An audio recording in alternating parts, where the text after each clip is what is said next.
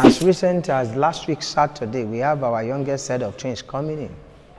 In fact, those twins are 1 week old today. While we're doing our work, we started hearing stories of some categories of children being killed due to cultural beliefs. A story about children that are born as multiple bad twins or triplets not being allowed to live. Then we have stories like if a nursing mother dies, the child survives. The community said that child is evil and they must die. Are you people there? Where is our youngest baby? Okay, come and see them. This is another big girl's room. Those are our youngest, they are 1 week old today. You cannot breastfeed? Yeah, they exclusively on infant formula. Until they are 5 months, 4 or 5 months, then they begin to blend akamu. That's millets mixed with guinea corn, with beans, with soya beans, and sometimes we add dabino and crayfish to make it rich until they begin to eat solid food. When we started, we were thinking we get surrogate mothers. I'm confessing to you. We thought that we get surrogate mother maybe among our workers, those who have babies. They will agree to be helping us to breastfeed, but not many people will agree to that. So majority of these children feed on infant formula. They feed on infant formula, like the twins that just came now, 2 days, second day after the baby they came, they'll be on infant formula until they are 5 months. And the mother of this child doesn't come? No, some mothers are late. But even the mothers that are alive for the twins is an abomination based on the tradition I told you. For a mother, a child that they say is evil, you can't breastfeed the child. This one, hope and goodness. When the mother brought them the first day, the children were crying. I was pleading with her, can you please breastfeed? She shrugged it off. And I understand why she did that. Not because she's shy, no. Because it's an abomination. That's one of the ways they deprive the children's survival. Just leave them. You know, so they don't breastfeed. Once fall into the category of the evil child. They don't want to nurture the child. If any of them visit me after we rescue a child, they ask me a question like, Pastor, are those your evil children still alive? Because their belief is that the gods will be coming to kill them even in my house. Jotan! I was shocked to learn that in 2024, there are still communities in Nigeria that still reject their children if they were born twins. As early as 1996 and 2000, twins and other set of kings were murdered or poisoned in this community because of their cultural beliefs. In this video, I sat down with Stephen Olushola, a missionary and the founder of the Vine Heritage Home, who have dedicated most of his life to rescuing these endangered kids. My name is Stephen Olushola. I'm the head of operation of Vine Heritage Home Foundation, Ragwalada, Abuja. Okay, this is a home that is dedicated to the rescue of children whose lives have been endangered in some rural communities in Federal Capital Territory. Myself and my wife were working as missionaries in rural communities, planting churches. That was what we were doing. While we're doing our work, we started hearing stories of some categories of children being killed due to cultural beliefs. A story about children that are born as multiple bad twins or triplets not being allowed to live. Then we have stories like if a nursing mother dies, the child survives. The community said that child is evil and they must die. A child is born as albino, they said, because of the color of the skin. It's not a normal child, and they killed. And then a child growing the upper tooth first is not also allowed to live. And then the last one, any child born with disabilities, cerebral palsy, Down syndrome, whatever make a child to be deformed, they don't accept it. And after the first child we rescued, and subsequently, as she moved into the interior of FCT, we discovered that that story was not just restricted to the first village where we heard the story. We discovered that that story can be found among a particular tribal group among the indigenes of FCT, the Pasakomo tribe. And we discovered that wherever they settle, this story abounds around them, and then we started pleading that since they believe that we have been reaching out to them as missionary planting churches, we not just plant churches, sometimes we also try to assist the villagers by providing dugout well, in some places sponsor medical treatment for some of the villagers when they are sick. I think that was what gave them confidence to start responding to us, because we didn't actually start with saving children. Like, we started with outreaches, medical outreaches, and all of those stuff. So by the time we started asking, okay, those children you want to care, why don't you give us opportunity? We will rescue them, we will save them, and we grow up with them. And that's how, one after the other, when we hear news that a nursing mother had delivered and the Muslim mother passed away, we'll go after them, plead, and they give us the children. For twins, the father and mother may be alive. Most times, the mother and father of the twins or triplets are alive, but since the culture says they are forbidden children, the family, after speaking with us, they willingly give us the children. So that's how we got involved in the saving of the life of the children. Even when at the beginning, the resources we have, we didn't know that it will grow up to a large work like this. But we were just set out that as long as we are around these villages, we don't want to hear news that a child is poisoned to death, or a child is killed because of a cultural belief that has been existing for only God knows how long. We don't. This is our mini vocational training center. Even though it's not well arranged, we have our sewing machine, we have our barbing. One of them is already doing that. Barbs all the children in the house. I used to assist. We have our carpentry tools there, and then we have our, and we do that mainly during the holidays. When they are on holidays, people come in to teach them more. Like today, we have a group of bakers who visited, and we're saying, okay, next holidays, and in the kitchen here we have our oven. And so we use it as a vocational training center. This one has finished secondary school. This is also your... she's one of them, but this one is still in secondary school. So they learn to sew. Then some, when they have time, they do their boutique salon. Uncle will not carry you.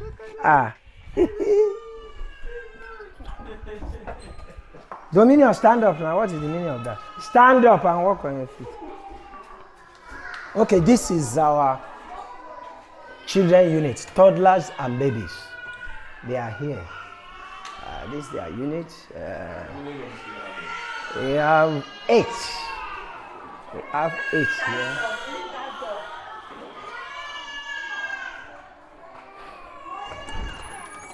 All right. This is smallest babies unit.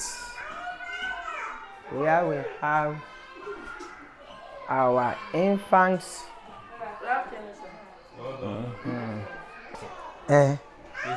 Where are the others? All in the house, not here now. All together in the house. This is another. Where is our sister? She's up. When the weekends, their seniors carry them off the baby's room so that they get a little bit of enjoyment. This is it hope, or this is goodness? He had a sister, a twin sister that is. Is it possible for you to know the names of almost everybody? Yes, I do. I do 90%, 95%. Except the new babies I just gave name. Even the new baby, I still remember some of them because I'm the one that named them. Okay, so that brings me. If you take these kids, do you name them yourself? Yes, we do the naming. Like the youngest baby I told you they brought, and when the family brought those set of boys, twins, I was asking the father, because the father brought them. I was saying, okay, before you go, can you give me name? The man looked up and down and said, he's not prepared to give any name. I should go there and give them any name I want. So majorly, most time, 98% that when they bring the babies, I'm the one that named them. But anytime they give their own name too, I still put it in my document. And what style I use usually, even when I give them name, I look for a name from their tribe. I put it as their middle name, so that they will not forget. And because I'm Yoruba, and the children are bastards majorly, let them not think their father is Yoruba. You hear Yoruba name and some other name, but their middle name, I also make sure that they have their local traditional name as their middle name. So that when they are growing, I can use it to tell story. You are bastard from so. They say, what do you mean by that? Okay, this is your name. So do you also not get the birth certificate? How do you do all of that? We do the birth. Once, like these babies now, when we take them when they come as babies, we take them to the teaching hospital, they start immunization. We take them through the immunization. That's for about 2 years. And at the end of the 2 years, part of the benefit we get from the teaching hospital is that as they are completing, they will give us birth certificate for free once we complete the immunization. Sometimes plus a gift. If you complete, sometimes they give you mosquito net and some gifts that you have completed the immunization for the child. So that helps us to get the birth certificate for free. Okay.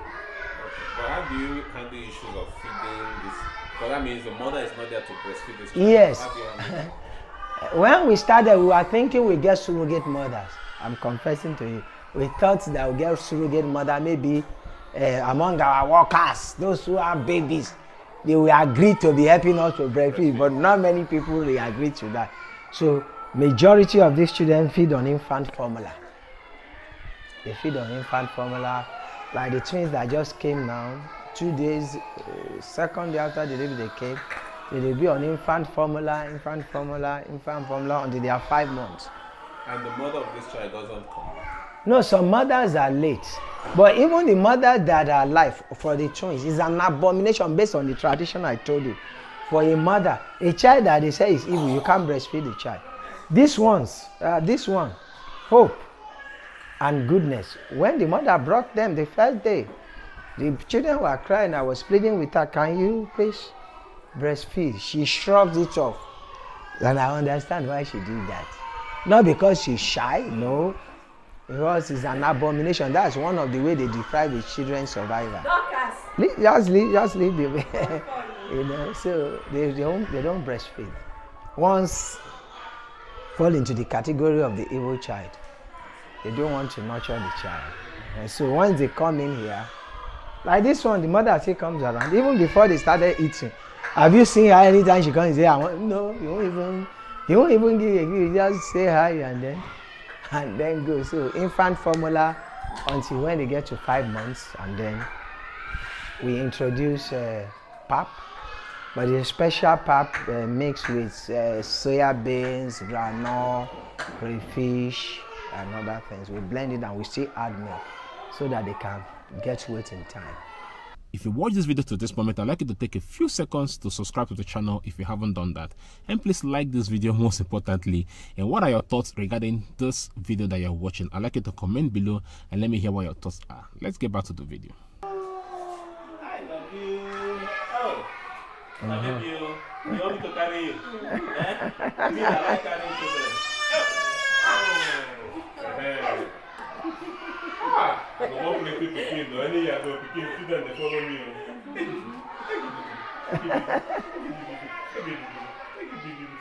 Alright, you know what this is? This is a camera.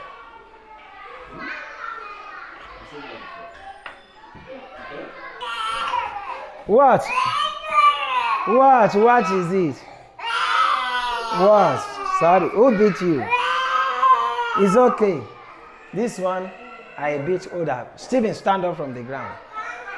You can see this one because they also don't allow children with that kind to move.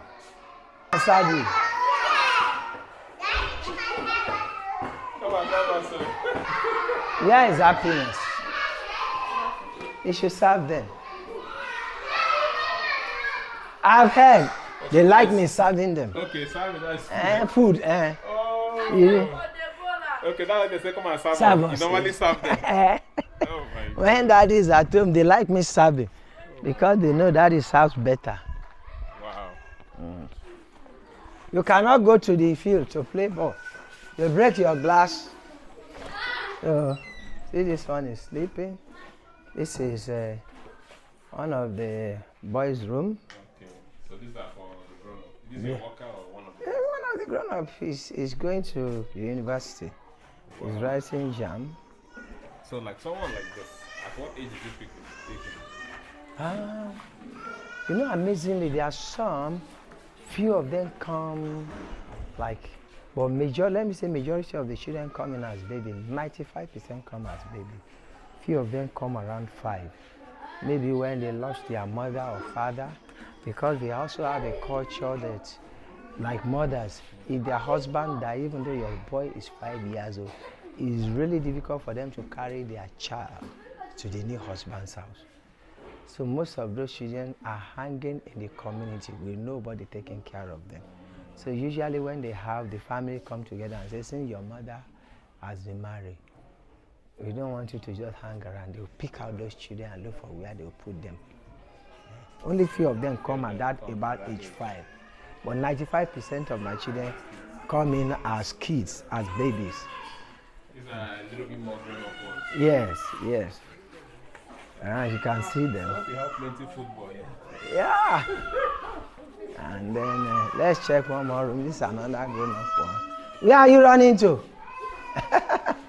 Where are you running to? This one is a twin also. Where is Pemi? This is another room for them.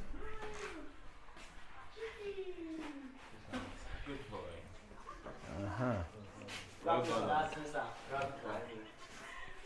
The big boys. How many people here are writing jam? Only you. You are in SS what? James. SS1. Okay. Daddy baby. And that one is writing jam.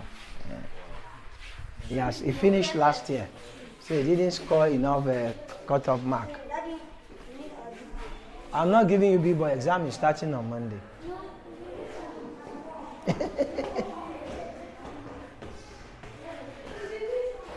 So we are coming to your room. You don't want to see how your room look like? Please come.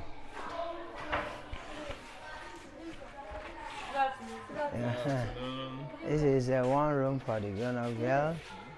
But what we do, yes, we don't make it entirely 17, 18. We put some of their sisters to mix them up, 10, 12, so that they can learn things from them. From each other, because so that when the senior ones leave the house, all the burden will not be on me. Okay, let's. Which classes are these ones? We have this. Where is the most senior? Here is not here. Where is Josephine? You are in SS what? Christy, you are in SS what? SS2.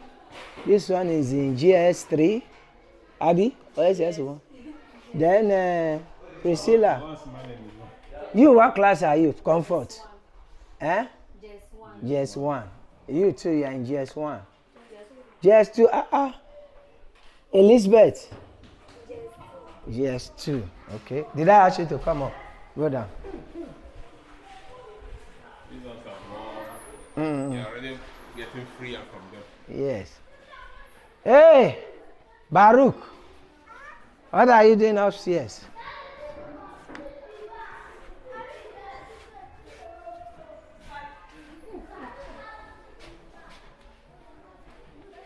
Be running up and down. I'm trying to look for our younger. Saraya, are you people there? Where is our youngest baby? Okay, come and see them. This is another big girl's room. Those are our youngest. They are 1 week old today. Yeah, you can. She's the one she's nursing there. Okay, this is the youngest. And those are the youngest set of twins. Okay, so these are the ones you are talking about more than That they are just 1 week old today. Okay, so you now, since you cannot breastfeed. Yeah, they exclusively on infant formula. Until they are 5 months, 4 or 5 months, then they begin to blend akamu. That's millets mixed with guinea corn, with beans. with soya beans, and sometimes we add albino and crayfish to make it rich until they begin to eat solid food. They are taking their BCG because they came on Saturday. By Monday, they were in the hospital.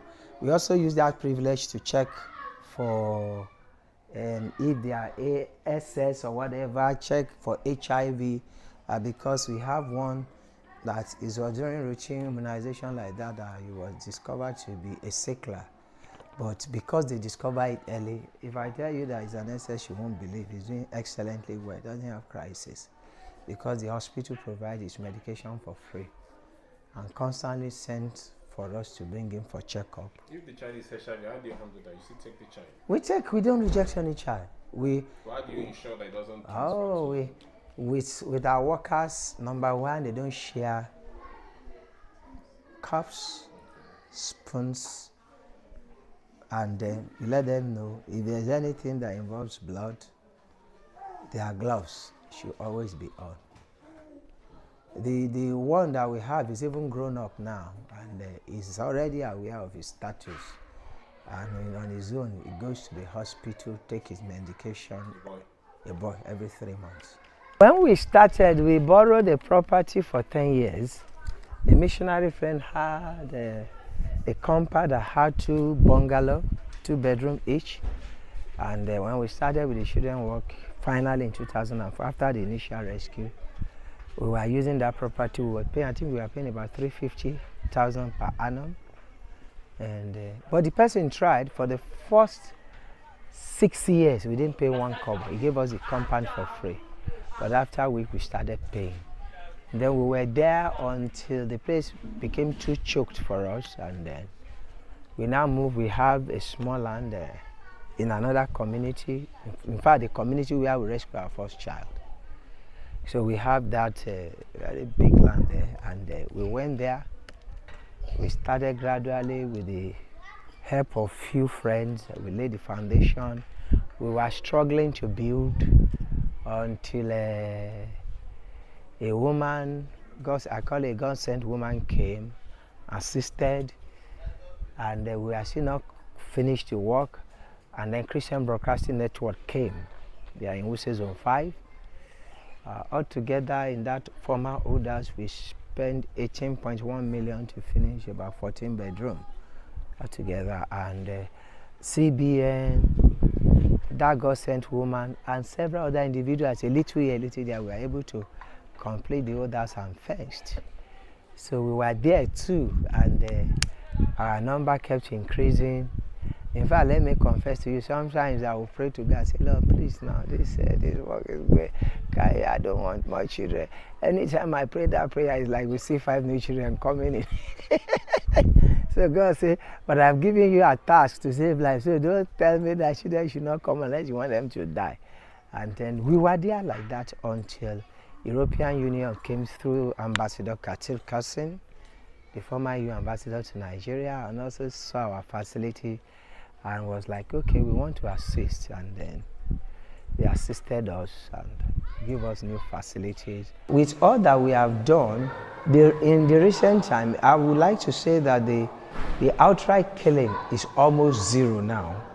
But the challenge we have is that some of the people having those categories of children are still having a little fear in their heart that, okay, everybody, government, foreign agencies, everybody is saying it's abomination, it's also evil to kill a child. That we will not kill, but we will not live with them. As recent as last week, Saturday, we have our youngest set of twins coming in. In fact, those twins are 1 week old today. They were brought by the family. Before, we used to be the one going around to go and beg and plead. But since we have a lot of advocacy done among them, they are now saying, okay, we are not going to kill, but we will not be able to live with them for now. So once they have those categories of children, they just bring them. Pastor, take care of them. In the future, we might come for them. So the killing has actually gone down completely. But the challenge now is that they are not killing, but they are not also willing to live with some of the children. And so they bring them to us. So do you think, based on your own assessment, do you think bringing them to you now is also not as a result of economic issue and not necessarily No, it's not. It's not. You know, sometimes when people talk about economic issue, these people we are talking about, they are not just having one wife. Some of them have 4 wives. If it's economic issue, then all their children should have been living with me. When you go back to the community, I was talking to one of them. That was last week Saturday. I rescued a set of twins from their community. And then he came to me, he was pleading with me and said, Pastor, I want to give you one of my sons. I said, but there's nothing wrong, you and your wife is alive. I said, by the way, how many children you have? The man said he had 14 children. And I said, okay. So, but I've rescued a child from in fact, his cousins' twins were here. So if it's as a result of economic, maybe they don't have money to train them, the majority of their children should have been evacuated from the villages and given to me. But it's a deep cultural belief. Because I've been working around culture a lot, and it's not just in FCT.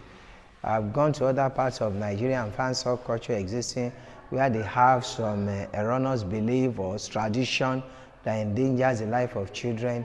And so it had nothing to do with economy or whatever, inability to raise them. It's more to do with the culture. And let me say, you imagine, sometimes for you to know it's not something cultural. If any of them visit me after we rescue a child, they ask me a question like, Pastor, are those your evil children still alive? Because their belief is that the gods will be coming to kill them even in my house. And before I stop, you can see I have a boy whose father did not surface for 19 years. He just surfaced last week Sunday to come and see his son. Why? Because deep down inside, his belief is that, oh, this boy killed his mother to survive, and we took the boy from him. So why will the father not come and look for his son for 19 years if there's not something underground that is making him to feel I have nothing to do with that child? So after 19 years, he's not coming. And that 19 years was because somebody, his cousin, pressurized him to come. His cousin has been speaking with me and been telling him, even if whatever, God go and look for that boy, whether he's alive or not. So eventually, he showed forth after 19 years. Do you give them out for adoption in case people come? Okay, we don't give the children out for adoption because based on the regulation from government, a child that has his relatives who knows where they are cannot be given out, except the family outrightly says, we don't have anything to do with this child, we don't want this child again. And like I told you during my story that we have reunited 28 children back to their family, but some of them did not come for so many years. But we sustain our advocacy, trying to reach out to them, change their mindset, and that's why children in Vine Heritage Home cannot be given out. However, I've never done that. If by reason of our work, we pick any child, we have never seen anybody coming to dump a child at our gate, or we walk by the street, we see a child in a carton. If we pick any child that we cannot trace the family, the father, the mother, or the relatives, the law governing our work in Abuja in Nigeria says if there are people to adopt those children, we give them out. But for now, we don't have any child like that. So when I put together those who have gone, some of them are in our institution now, but when they all return home for holiday, I have a total of 201. Basically, what takes most of our funding is feeding. As it is today now, if we don't get donation of food from anywhere, on the average we spend about 500,000 per week for feeding. And it's not as if I have that money coming from somewhere. Somehow, God raises people. Some never planned for, some we just turn and said, somebody told us about us. You want to just do something, they will just bring it. But when we don't see donation, nothing less than 500,000 weekly. That's plus baby meal, general food for everyone per week. But God has been wonderful. Yes. How do you manage issues? There are no sexual harassment, there are no issues of the girl running out, going out, getting pregnancy, and all of that. How do you manage Yes, a lot of work. That's the bulk of the work as the children are growing. But part of what we are doing, since the work started from a spiritual point of, we went to your community, we were reaching out, we said, we have guidance, spiritual guidance, some resident within that speak to them often about conduct. We also have outsiders from other Christian organizations, even some from Muslim bodies, advocacy groups that come to reach out to them to talk about morality. And even at that, like I used to jokingly say to people, Jesus had 12 disciples. One Judas misbehaved out of 12. So I usually say, having done all what God expected us to do, put check and balances, sometimes you see a child misbehaving, somebody bullying his brother, somebody taking somebody's food and eating it while he has eaten his own. When we are confronted with that, like the Bible says, you spare the rod, you spoil the child. We enforce discipline, a lot of discipline. If you go contrary, I give them rules and regulations for them. Like you can see when we are going up, I saw a little boy following him up. I say, you are not supposed to be up in the girls' lodge. We give them rules. The girls, you don't go down to the boys' room. If you want to talk to them, call them out to the common room, whatever you want to ask. And girls, boys, you don't go up to their room, girls don't go down. So we keep those rules. And we also have things to monitor. Who is the sinner? Who is crossing the boundary? And once in a while, I call one of them so that you not just know that it's not something we are just saying with mouth. Sometimes I go to our security camera, I sit down with the big guy, I say, let's check who misbehaved in the last 1 week. And we do a review and we check, what did you go upstairs to do? And so you have cameras and all that? Yeah, we have cameras all around, yes. People believe it's not something you just wish away. Even when the federal government did, through the FCT administration, they worked on this story too. After they interviewed me and asked me to come and tell them what is happening, they set up committee to work with the communities. But it is not work you do in a hurry. To a tradition that may have been existing for over 200 years, you won't expect advocacy of just 5-10 years to just uproot it and everybody will now agree with you. It will take time. Like we have some families now. Part of our story is that some of the children that grew up here, after all our engagement with the community, some of the families are now coming back and saying, now, our eyes have been opened that no child is evil. Can we have our children back? Successfully, we have returned 28 back to their families because that is our intention. That once you change your mindset that the children are no longer evil, at any point you want them, we'll return them to you. So that brings me to the next question. So when you take these kids from them or when they bring them to you, are there any proper documentation? A lot. That's what saved me when FCT minister invited us. In 2012, we got an invitation from the Minister of State for Federal Capital Territory, and they also wanted to know about these practices. So what happened was that each child we bring in, we don't just bring them, we document. We didn't, I must tell you the truth, there's no child we pick on the floor. We go into the community, we negotiate, we plead with them, and they give us the child. We write the father's name, the mother's name. Some say we have the names of their grandparents, their village, their area council in FCT, their ward, and we know where they're coming from.